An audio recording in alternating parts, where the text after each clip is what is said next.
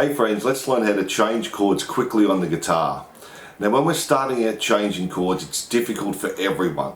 No one just picks up the guitar and starts playing chords straight away and changing them quickly.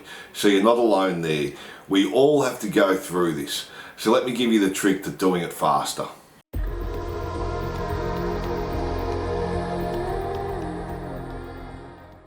So the most important part of learning chords and being able to change them quickly is to do them the same way every single time. So what I mean is to put your fingers down the same way every time. So I'm going to play a C chord. I put my first finger down, then my second, then my third, and that's my C chord. Now it doesn't matter if you put your third finger down, then your second, then your first. It doesn't matter which order you're doing it in, just make sure you do it the same way every single time. If I was to do a D, I go my second finger, first finger, and then my third finger there. And that's a D chord, and I do it every single time the same way. Now as I said, it doesn't matter which finger you put down first. I can't stress this enough. Do it the same way every single time. So the idea is to build muscle memory so you no longer have to think about where your fingers are going. It happens automatically, and this takes time for all of us. So let's say you're changing from an A minor to a D. So I put my A minor, first finger, second, third, do it the same way every time. Then going to the D, I go second, first, third. Now if I practice that 5 times one way and then I change it and practice it another 5 times differently. Now a lot of the times you do this without even realising it. It'll take twice as long to get it down instead of just doing it 10 times the same way every single time. So my A minor to my D. Now this is the same for all new chords. You'll learn, including bar chords, put your finger down the same way in the same order every single time. So if you're doing a bar chord, you may do first finger, second, third and fourth, or you may go second, third, fourth, and then your first finger. There's no right order to put your fingers down in, whatever feels comfortable for you. Now just because you do this doesn't mean you'll be able to play them instantly. I've never taught anyone chords and they play them straight away. It takes everyone practice. But this technique will speed up the process. So when we're changing the chord, put your fingers down exactly the same way every single chord you do. So that's step 1 and that's the most important. But let's have a look at a few other things you can do to help. Now once you've got a few of the chords down and you may be having problems with 1 or 2 chords, normally it's the F chord.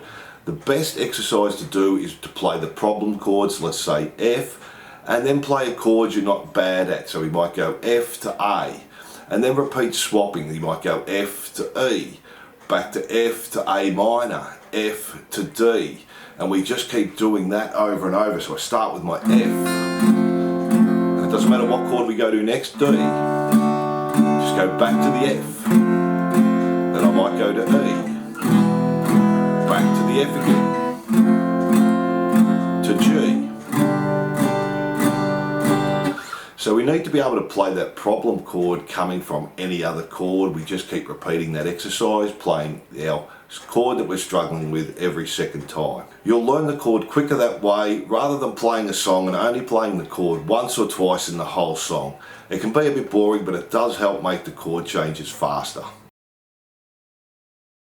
Now the next way is what I call pushing chords. So what you do is just do down strums but don't stop strumming. So I do 4 down strums, then change to the next chord. So let's say I'm going A minor to D again, 4 down strums. Don't stop strumming, just go straight to it. Back to the A minor and to the D. Now if you're not hitting it straight away, it's okay. Organise your fingers as you're strumming, but don't stop strumming, because what you'll find when you're first starting out is you're putting a gap in between each chord to get your fingers right, and we have to break that habit. So it's okay when you're first starting out to do that. Then as you get a bit better, we start with the A minor, keep strumming, then go to the D, and if I haven't quite got it yet, just keep strumming, maybe do an extra 4 strums once you're on it, then go back to the A minor again, And you can pick 2, 3, 4 chords, it doesn't matter there. We just don't want to stop strumming, and it forces you to go a little bit quicker. So this is a great exercise to break the habit of stopping in between each chord. Again, just start slowly and build your speed there. Now the next step is making the shape in the air before you put your fingers down on the fretboards. This is probably nearly the last step. Now you won't be able to do this at first. We all start by putting a finger down one at a time, and that's okay. But once we get better and better, if I'm from the C chord and I want to go to D, I've actually made the shape in the air before I put my fingers down. D to E, again I've made the shape in the air before I put my finger down. To G, again you can see my fingers are already there before I even put it on the string. Now one last thing before we finish, and I don't think beginners know this. When we're doing strumming patterns, most of the time the last strum will be an upstroke. So if I was to do a common strumming pattern, down, down, up, down, up. So the last stroke was an up strum, or down, down, down, up, down, down, down, up. Now we use that last up strum to change the chord, so we actually don't have our fingers on the fretboard while we're doing the change. Now let me exaggerate it for you. I'll go from C to D again. So down, down, up, down, up. My fingers are off and back to the down, down, up, down, up. So I'm coming off on that up. It gives me a little break to get to the next chord. Again, down, down, up, and off, down, up. Once you start playing it and don't exaggerate that upstroke, you can see it'll flow nicely with the chords.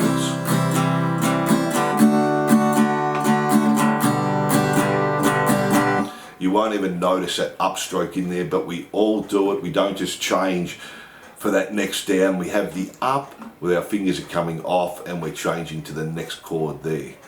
So that's it. If you do these things, you'll be changing chords in no time. So I hope this lesson was helpful, and remember, we all struggle with chords when we start. You're not alone. So thanks for watching. Don't forget to like and subscribe, and I'll see you soon.